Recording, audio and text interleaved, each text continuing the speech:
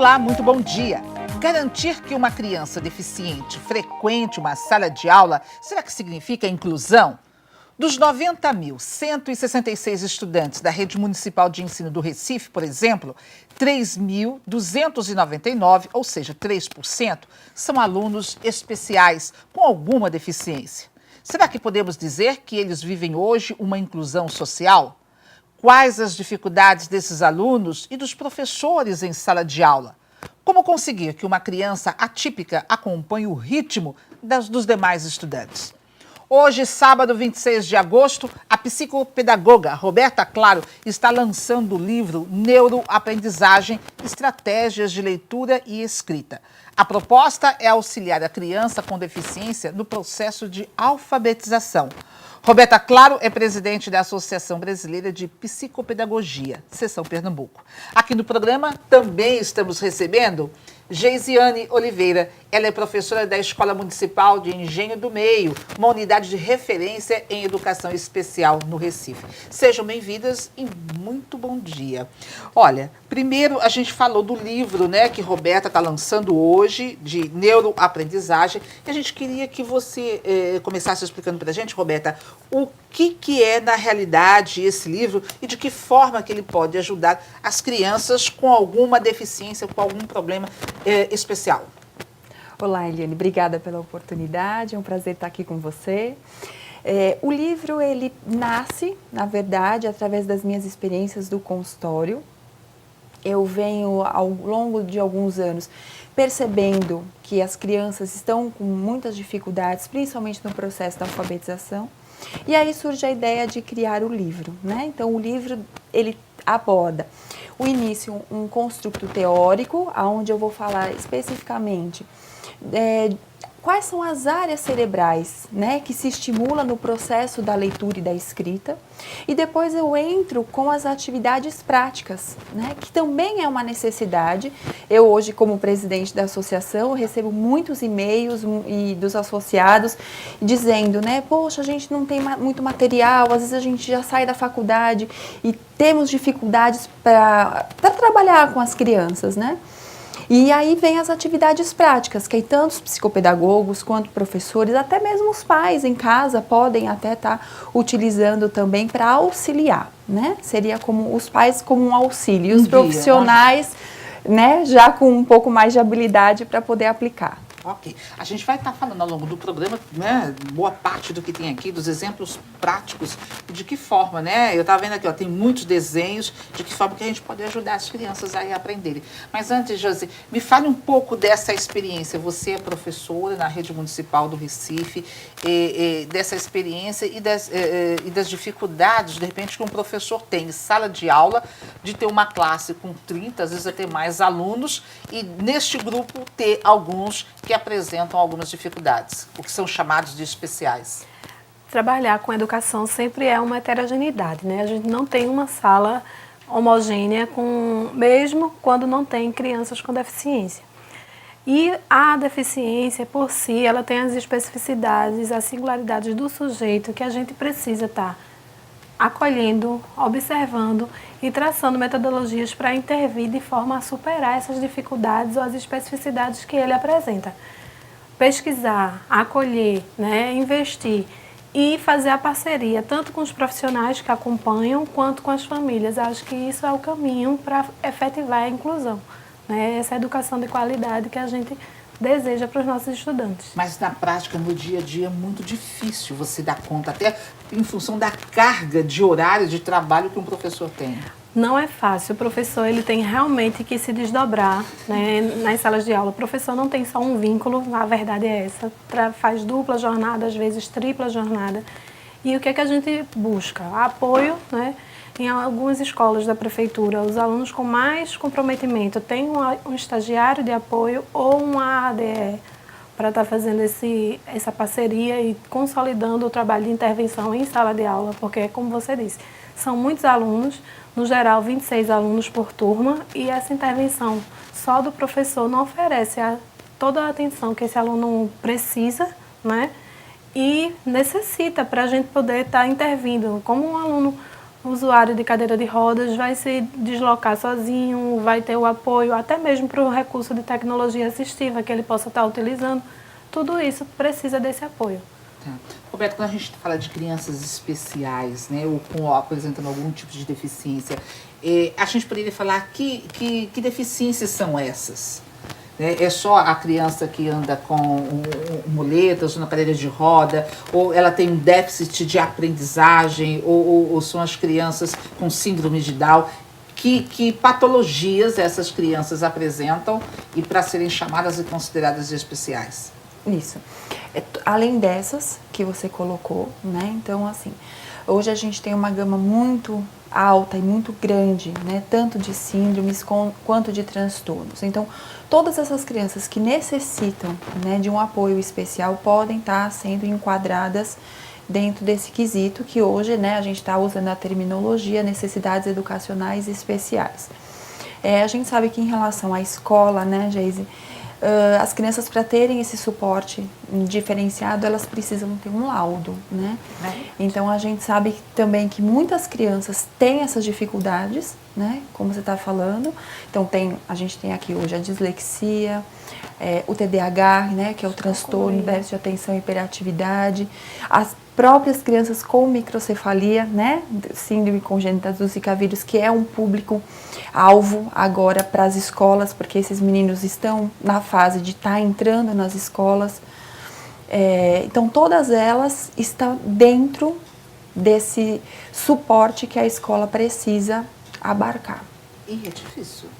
Tem também agora um grande contingente de crianças com transtorno desafiador opositor, né, que entra no grupo dos transtornos, requer muita atenção, acompanhamento sistemático. A gente precisa estar dando suporte ao professor. Eu sou professora do atendimento educacional especializado, atuando na sala de recursos. A gente orienta o professor do turno de sala regular e faz o atendimento individualizado no contraturno para os estudantes com deficiência, visando aqui complementar, suplementar esses conteúdos, esses conceitos básicos que ele precisa para se desenvolver. Toda essa gama, né, de singularidade que se apresenta na escola requer do professor esse olhar. Como eu vou avaliar, né, como eu vou intervir para superar aquelas dificuldades específicas? Procurando que caminhos. É mais visual, é mais auditivo, né? É mais sinestésico. Que caminho eu vou procurar para estar contemplando aquelas especificidades e o desenvolvimento daquele sujeito que a gente está trabalhando. E como é importante, sabe, Eliana, a gente comparar a criança com ela mesma. Isso. Né? Então, eu tenho que verificar a evolução da criança com ela mesma. Então, o quanto ela está evoluindo, o quanto eu posso ainda dar de estímulo, né? Porque eu parto do princípio que toda criança pode aprender. Independente se ela tem... Independente da síndrome, do transtorno, do comprometimento, ela tem capacidade para aprender. E fazer com que ela saiba que ela tem essa capacidade. Os adultos, né, os pares, os pais, as pessoas que interagem, têm que empoderar a pessoa. Você consegue no seu ritmo. E aí respeitando esse desenvolvimento, porque às vezes algumas famílias, algumas pessoas desavisadas, esse menino não aprende. Né? E como fica a autoestima dele? Subestima a capacidade e isso interfere muito no desenvolvimento. Agora, em sala de aula, o professor ele acaba tendo uma responsabilidade muito grande, porque é o seguinte, ele pode ter 2 alunos numa situação com alguma síndrome, numa situação específica dessa, ele está ali ensinando matemática ou história, ele vai num ritmo, ele tem que se lembrar que ele tem que diminuir e toda vez está sabendo ali, para saber se o Joãozinho, se o Pedrinho, se a Maria, se a Renata conseguiu entender, conseguiu aprender e ter o apoio dos demais alunos para evitar que essas crianças sofram bullying ou qualquer outro problema. Para o professor de sala, o desafio realmente é grande, porque não é que ele esteja precisando diminuir as atividades, mas ele precisa, dentro daquele assunto que está sendo colocado, ajustar, adequar a realidade daquele aluno. Então, se eu estou trabalhando multiplicação com uma turma do terceiro ano, meu aluno não conhece os números ainda, porque isso existe nessa realidade. Então, em matemática, que foco eu posso estar trabalhando com ele? Ele não consegue fazer o algoritmo, né? Montar a continha, entender o problema, mas ele pode utilizar de materiais concretos para estar ilustrando esses problemas com um apoio e fazendo a contagem e compreendendo o sistema. É um trabalho difícil, né, assim no cotidiano, para o professor implementar, mas não é impossível, né? A gente vê na realidade, no chão da escola, experiências riquíssimas de que a sensibilidade do professor, entender que aquele ajuste naquele momento é necessário e vai se desdobrando e vai fazendo. Eu acho que é uma linha de trabalho de que não tem mais volta, sabe? Assim, quanto aos alunos, o acolhimento é muito importante e eles têm já essa troca, essa parceria. Eles tentam trazer o colega para junto e desenvolvendo, fazer a sua proposta dele. Roberta, no livro, na prática, qual é a sua contribuição para que essas crianças consigam ter um desenvolvimento melhor? Eu começo com atividades, Eliana, do realismo nominal. Então, na psicopedagogia, um dos quesitos principais, né, que a gente tem que avaliar é o realismo nominal antes da criança, o realismo nominal antes da criança ser alfabetizada, lá por volta dos 5 anos, isso já é trabalhado na escola. Então, o que é o realismo nominal? Então, a criança se prende muito ao objeto. Então, eu vou dar um exemplo aqui. Se eu disser para você assim, quem é maior, o boi ou a aranha? Então, logicamente, você vai dizer que o boi é maior, né? Mas a palavra aranha é maior do que a palavra boi. Então, isso é o realismo nominal. Então, a criança tem que entender quantos sons é formado aquela palavra. Então, a gente vai trabalhar com a criança. Aranha, quantas vezes você abre a boca para falar a palavrinha aranha? E boi, quantas vezes? Então, qual é a palavra maior agora, né? Então, a gente vai trabalhando isso. Isso é um dos caminhos principais para o processo da alfabetização. Depois, o livro vai trazer várias atividades de consciência fonológica. Então, a consciência fonológica eu preciso, para que a criança possa ter uma fluência de leitura e da escrita, ela precisa ter a consciência do som, né? Então, aí eu posso partir para atividades de rima, que é aquele som final, né? Então, rabanete rima com tapete, um exemplo. Eu posso trabalhar a literação, então é aquele som inicial. Então, vamos aqui falar palavras que comecem com ba. Então, o ba da banana, o ba da bacia. Então, eu estou trabalhando aquele som inicial da palavra, né? E aí, depois eu vou entrando propriamente na consciência silábica. Então, o livro 1, que eu chamo de volume 1, porque eles vão ter outros volumes, eu vou trabalhar toda a letra A com todas as consoantes, né? Então, eu ainda não apresento para a criança as outras vogais. Eu só apresento a letra A. Ele vai aprender, digamos assim, que se a proposta for o alfabeto todinho, ele vai de letra por letra e as palavras com que tem para que ele possa ser alfabetizado e memorizar. Isso significa que eles têm dificuldade de aprender. Isso. Tanto é que quando você apresentou o livro, você diz, olha quantas figuras. E é exatamente essa a proposta, né? A proposta é você trabalhar com a figura e aí se a gente for falar em termos neurológicos, né? Eu tenho ali o hemisfério direito para trabalhar com as imagens e eu tenho o hemisfério esquerdo que é justamente para trabalhar a questão das palavras. Então eu junto os dois e aí obviamente eu tenho um sucesso maior no processo da aprendizagem. E isso é um foco que está sendo colocado para a reflexão sobre a escrita. Não o traçado da escrita, você refletir sobre a consciência fonológica, quantas letras, quantas sílabas, quantos sons eu vou precisar para estar utilizando. Para escrever uma palavra. Veja só, você sabia que o Recife foi a primeira cidade do Brasil a ter uma escola para crianças com alguma deficiência mental? O ano foi em 1925 e a unidade de ensino que funcionava onde hoje é a Câmara de Vereadores do Recife ficou conhecida como Escola para Crianças Anormais. A iniciativa foi do médico psiquiatra, que também era psicólogo e professor Ulisses Pernambucano. Ponto de Vista faz um rápido intervalo e voltamos daqui a pouco.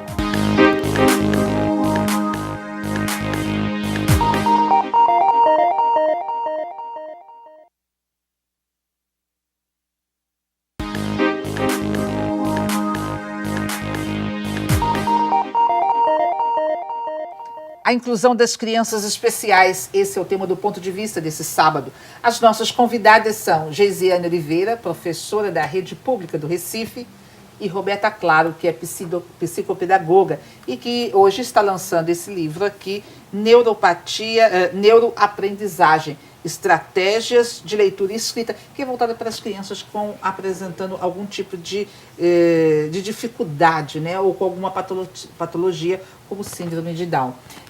Geisiane, me diga uma coisa, na prática, no dia a dia, na sala de aula, esse tipo de exemplo que Roberta colocou, é possível se colocar em prática? Sim, a gente precisa ter um trabalho voltado a essa reflexão fonológica, ao aprendizado efetivo, né, sem se preocupar com a forma em si. É mais importante que a criança compreenda o que ela está lendo, o que ela está escrevendo, produzindo, do que simplesmente grafar. O trabalho que ela está apresentando, baseado nas imagens, vem tudo a contribuir, né, com essa reflexão que vai desenvolver os estímulos que as crianças estão precisando. As intervenções provocadas por eles são bastante interessantes. Quer dizer, a gente pode dizer que existe de verdade uma preocupação com essas crianças em sala de aula para que elas passem realmente a participar da sociedade, para que não seja no final de um ano, pronto, passou. Está no segundo ano, no terceiro, mas vai chegar uma hora que ela pode ser barrada, não vai conseguir chegar a uma faculdade, não vai ser incluída ao mercado de trabalho. Quer dizer, tudo que está sendo feito na prática é para que ela possa realmente se desenvolver. E vem a frustração, porque quando ela vê, né, os alunos avançando, os amigos, né, alcançando os objetivos e ela não, então vem uma frustração, vem ela consegue perceber, né? No consultório eu tenho muitos relatos dessas crianças que dizem assim: tia, mas meu amigo já lê, tia, mas o meu amigo já faz tal coisa, tia, por que eu não consigo? Né? Então, assim, além da dificuldade, aí nós vamos ter o outro problema, que são as questões emocionais. E enquanto a criança se sente com possibilidades, né, de avanço, né, mesmo que o colega compreenda, já leia, ele tem que saber que ele tem essa potencialidade, que ele continua com o trabalho, investindo, a família como incentivadora, no ambiente leitor, né, tentando fazer essas propostas se consolidarem na vida dele. Em sala de aula, quando um aluno não consegue acompanhar na leitura ou tem dificuldade, qual que é a postura do professor? O professor, ele sempre tem esse papel de incentivador, né, dar responsabilidade de acordo com a possibilidade, que a gente chama zona de desenvolvimento proximal. Você vai dar o desafio de acordo com a zona de desenvolvimento que aquela criança se encontra. Você não vai dar muito além, também não vai dar a quem, senão eu vou ficar fazendo esse bobinho, isso eu já sei fazer. Né? Tem que ter o desafio dentro daquela perspectiva que foi avaliada. Então, eu sempre digo para as minhas colegas de sala regular, né, que saí ontem de sala regular, que o importante não é o rótulo, né, o que deficiência a criança tem. O importante é que eu, enquanto pedagoga, preciso saber em que nível de escrita ele está, para que eu possa traçar aquelas intervenções. Nós, do atendimento educacional especializado, a gente pode instrumentalizar, a gente pode adaptar os recursos, mas esse conhecimento pedagógico do professor no dia a dia, essa sensibilidade, essa perspicácia mesmo, de você estar na sua prática, identificando e investindo, é o que faz o diferencial. Vocês defendem que as crianças têm que estar numa escola normal, numa escola aprendendo com outras crianças. Sim. Não é essa separação. É importante. É muito válido isso, né? Porque eu acho que quem tem que mediar toda a situação é o professor. É ele que tem a sensibilidade, é ele que tem o conhecimento, que vai poder agregar o grupo, né? Então, assim, o colega, às vezes, é um grande incentivador, né? As crianças têm uma sensibilidade muito latente, assim mesmo, de você... Eles fazem espontaneamente a intervenção que a gente gostaria de fazer. Isso. E, às vezes, o professor está ali olhando e o colega já fez a intervenção que deveria. Cita um exemplo, para que as pessoas possam entender melhor. Às vezes, você diz assim, olha, vamos contar de 1 até 10. Aí o colega se perde. Se eu for dizer para um menino, olha, vamos recomeçar, ele vai dizer, poxa, eu não sei, a professora está reclamando comigo, porque na cabeça dele ainda existe isso. E quando o coleguinha faz, olha, vamos assim, eu vou com você, vamos lá, 1, 2, e vai só apontando, e ele vai conseguindo. Então, essa mediação espontânea da criança é extremamente rica para o desenvolvimento do aluno com deficiência, do colega que não tem uma deficiência, mas que não está conseguindo acompanhar. E eles fazem isso de forma muito tranquila e espontânea. Essa é uma realidade lá no Engenho do Meio. É uma realidade. As crianças, elas são muito parceiras. Elas têm esse olhar de não discriminar, não segregar, porque aquele meu colega não sabe. Eles tentam caminhar juntos, cada um no seu ritmo, na sua proposta de trabalho. Já compreendem. Por que é que o meu colega está fazendo uma atividade sistemática de escrita e o aluno com deficiência está fazendo um jogo de alfabetização, por exemplo? Eu quero jogar, toda criança gosta, mas sim, agora esta é a tarefa do seu colega. Você já consegue fazer isso aqui, quando você terminar você vai participar, vai auxiliar, então acho que isso é bem produtivo. E quando o professor está sem paciência? Porque já veio de uma outra escola, está sobrecarregado e a criança não acompanha. Olha, professor é um exercício diário, né? E eu digo que, apesar da gente ter uma questão muito contraditória da valorização profissional, né, em termos de Brasil mesmo, não a nível específico, mas a gente tem que fazer com dedicação, tem que fazer o que se propõe na sua profissão. Se eu estiver garantindo um acesso, a permanência, mas se eu não estiver investindo, qual é o meu compromisso com aquele estudante? Nenhum. Não vou ter esse retorno.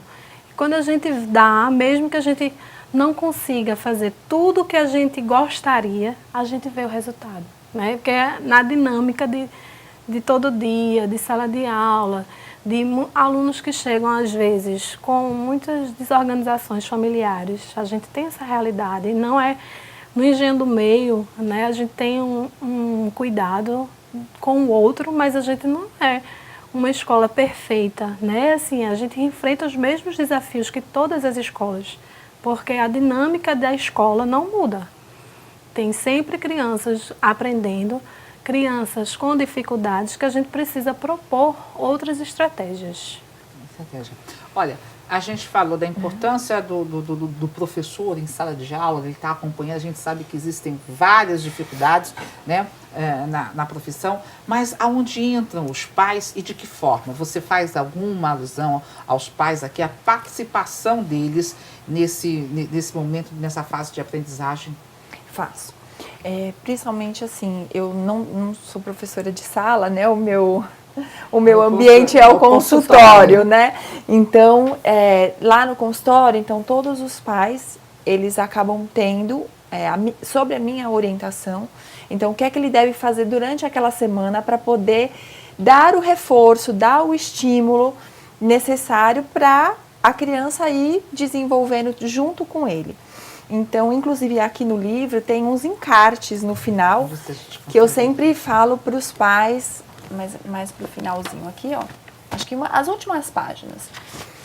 Isso aqui, ó. Aí eu falo para os pais que eles podem, né, tá recortando e tá plastificando para justamente eles irem trabalhando com a criança. E também é uma forma que a gente tem de proporcionar essa interação com os pais. Ou seja, que né? se transforma em fichas, né? Se transforma pra criança em saber, fichas. o abacaxi, a aranha, a madeira, a porta, a igreja. Porque, um exemplo, justamente aqui, ó, tá vendo? Quando a gente vai trabalhar, quando eu digo pra você, eu vou trabalhar todas as figurinhas que começam com K. Então, para trabalhar a consciência fonológica. Então, a gente vai pegar o cavalo, o caderno, o capacete, a casa, né? E aí eu falo pro pai, explico pra ele como é que ele deve brincar com a criança.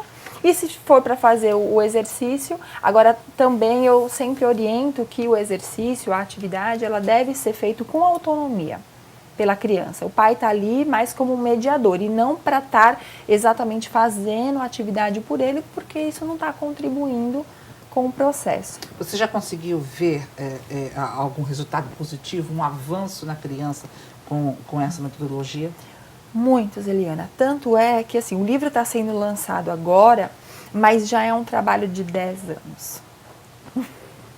E aí, por isso, assim, depois de muitos anos, né, eu penso que eu precisava contribuir, né, tanto para os meus alunos da faculdade, quanto para outros profissionais que eu não conheço. Está sendo muito bacana. Fica a dica para gente, que é professora. Está sendo muito bacana, assim, porque agora com a questão da mídia, então, assim, algumas pessoas me escrevem dizendo, olha, eu tô fazendo, eu tô seguindo as orientações, eu tô gostando. Mas assim, ele vinha através só de alguns papeizinhos no consultório, e agora ele se concretizou. Olha, quem se interessar, porque de repente está lá no interior, nós temos professores, secretarias de educação dos municípios, ou até mesmo o pai que tem em casa, que tem um filho que tem dificuldade, ou a mãe, aonde é que ele pode obter esse livro? Eliana, ele pode comprar pelo site da editora, que é a www. Anotem aí. Aqui wak.com.br, ou ele pode entrar em contato diretamente na minha fanpage, que é a www.facebook.com/Roberta Claro. Tá. O valor do livro já tem... O valor do livro é estipulado pela editora, custa R$ 72. É R$ 72. A gente junta um pouquinho de dinheiro, né? E compra, e que vale a pena. E, Geise, há a possibilidade, de repente, a prefeitura, os professores lerem, adotarem alguns sistemas para ajudar isso, as crianças em sala de aula? A gente já tem um trabalho semelhante, né? Essa proposta de reflexão fonológica. Tem um projeto, para valer, que está sendo implementado na Prefeitura do Recife, baseado na consciência fonológica. São casas que as crianças vão compondo o vocabulário a partir da realidade delas e colocando nessa reflexão palavras com K dentro do contexto, com a mesma proposta em outra roupagem. Então, assim, uma coisa importante que a Roberta falou em relação à família como parceira, né? Família investindo, não fazendo pela criança e dando esse incentivo. Acho que isso é a grande cartada, né, para o sucesso. Para o sucesso. Olha, ficaram as dicas no programa de hoje, que infelizmente está chegando ao fim. A gente agradece a participação de vocês. Obrigada. Né? A gente vai estar colocando o endereço onde você conseguiu o livro nas nossas redes sociais. O Ponto de Vista chegou ao fim. No próximo sábado, nós estaremos de volta às 11h30 da manhã. E você pode participar, dando sua opinião, enviando sugestões de temas. Para rever o programa de hoje, acesse o site www.tvtribunapr.com.br ou deixe o seu recado em facebook.com/programa Ponto de Vista. Uma ótima tarde, gente. Aproveitem a noite de hoje, aproveitem o dia de amanhã e a gente se encontra na semana que vem. Até lá!